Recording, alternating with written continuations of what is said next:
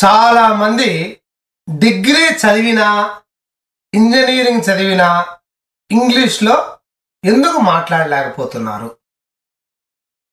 నాకు రోజు చాలా మంది ఫోన్లు చేస్తుంటారండి.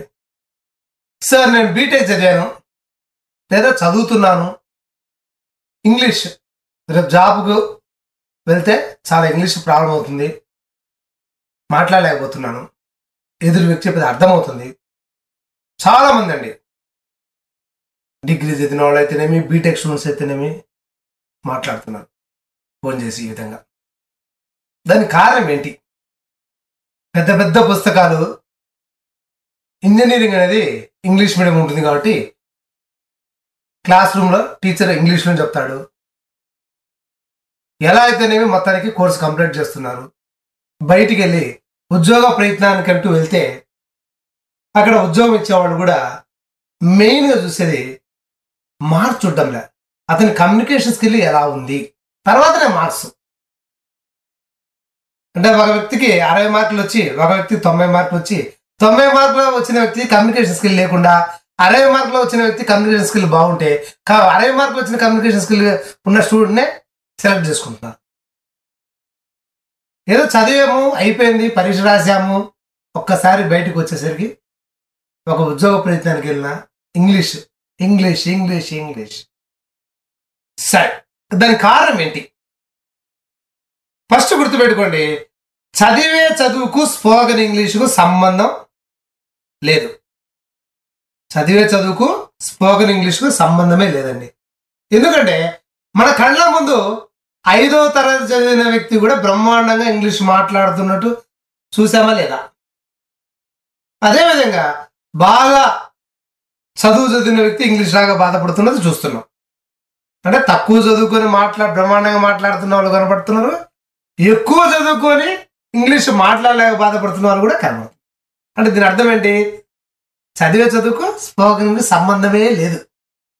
సరే, సంబంధం లేదు, మళ్ళీ ఇంగ్లీష్ మీడియం చదివి టీచర్ చెప్పిందంతా విని ఎందుకు రాలేదంటే దానికి కారణం క్లాస్ రూమ్లో మీరు వినడం, ఎగ్జామ్లో రాయడం నేర్చుకున్నారు. వినడం, రాయడం, ఏ రోజు మాట్లాడలే, ఏ రోజు మాట్లాడలే, ఏ రోజు నోరు విప్పి మాట్లాడలే. రాశారు, చదివారు, టీచర్ చెప్పింది విన్నారు, చేశారు, చెవులతో విన్నారు, చేత్తో రాశారు, కానీ నోటితో పట్టుకు ఏ రోజు మాట్లాడలే. ఒక్కసారి ఇప్పుడు ఉద్యోగానికంటూ లేదా ప్రమోషన్ కంటూ ఒక అబ్రాడ్కి వెళ్ళాలన్నా కూడా ఆ కమ్యూనికేషన్ ఒక్కసారి మాట్లాడేటప్పుడు మాట్లాడలేకపోతున్నారు. ఎందుకు మాట్లాడలేకపోతున్నారు? అన్ని తెలుసు కదా. దానికి కారణం ఏంటంటే మాట్లాడితే తప్పు వస్తుందన్న భయంతో మాట్లాడడం లేదు. ఎక్కడ తప్పు వస్తుందో, మాట్లాడితే తప్పు వస్తుందన్న భయంతో మాట్లాడడం లేదు. మీకు అన్నీ తెలుసు, ఆ ఆర్డర్ తెరవట్లే. 1 2 3 చెప్పమంటే 1 5 3 9 10 అంటారు. ఏంటో ఆర్డర్, దేని తర్వాత ఏదైనా స్పోకెన్ ఇంగ్లీష్లో మాట్లాడేటప్పుడు కానీ అబ్జర్వేషను.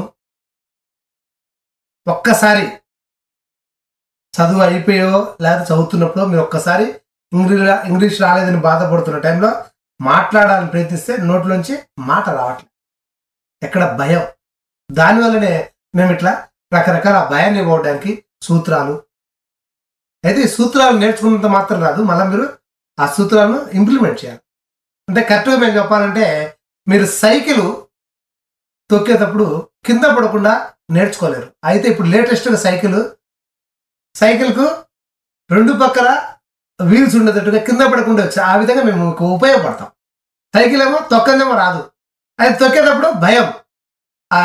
ఇప్పుడేంటి, మేము చెప్పే సూత్రాలతోటి కాన్ఫిడెంట్ వచ్చి ఒక వాక్యం తప్ప రైటా, అది దేనివల్ల తప్పు, దేనివల్ల రైటు మీరే జడ్జ్ చేసుకోగలరు. మాట్లాడితే తప్పు వస్తుందన్న భయంతో మాట్లాడడం లేదు. సో చదివే చదువుకు స్పోకెన్ ఇంగ్లీష్కు సంబంధం లేదు. అయ్యో నేను బీటెక్ చదివానే ఇంగ్లీష్ రాలేదని బాధపడద్దు. మీరు ఎంటెక్ చదివినా కూడా రాదు. ఒక్కసారిగా ఒకే రోజుగా ప్రాక్టీస్ చేస్తారా? ఓకే, ఈ వీడియో ఇంతటితో అయిపోయిందండి. నెక్స్ట్ వీడియోలో కలుద్దాం. బాయ్.